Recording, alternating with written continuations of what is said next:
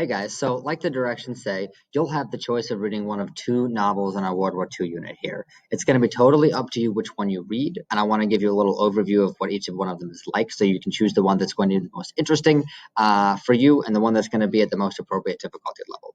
So the first option you have is Kurt Vonnegut's Slaughterhouse-Five. The cover looks like this.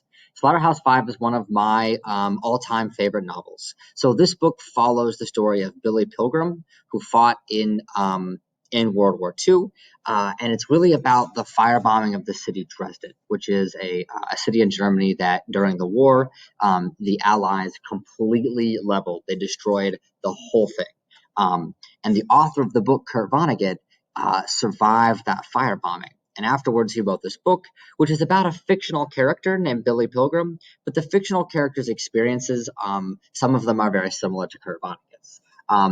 This book is super interesting. It is the tougher of the two novels that you have to choose from.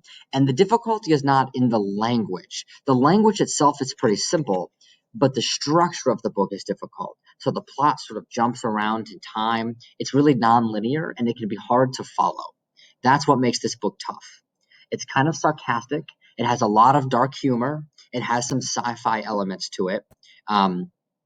And at the end of the day, it is kind of a war book. So if you thought that Gatsby was pretty readable, wasn't too terribly tough for you, you enjoyed that sort of difficulty level, this is probably going to be the good choice for you. It's the tougher text. It's a little bit longer. It's about that long.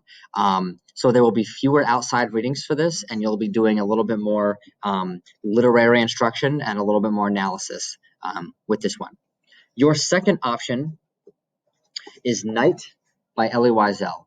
So Elie Wiesel is a Holocaust survivor. The Holocaust when Nazi Germany tried to commit genocide against the Jewish people.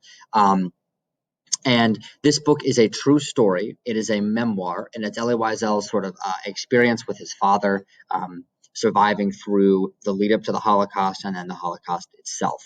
This is an easier book than Slaughterhouse-Five. The plot runs in order. It's very linear. It has kind of mature themes, and it can be pretty emotional. I mean, it was a really dark and trying experience. So this one can be kind of heavy, but it's a really powerful, moving book. It is shorter in length. You can see it's not as long as Slaughterhouse-Five. It's going to be an easier read.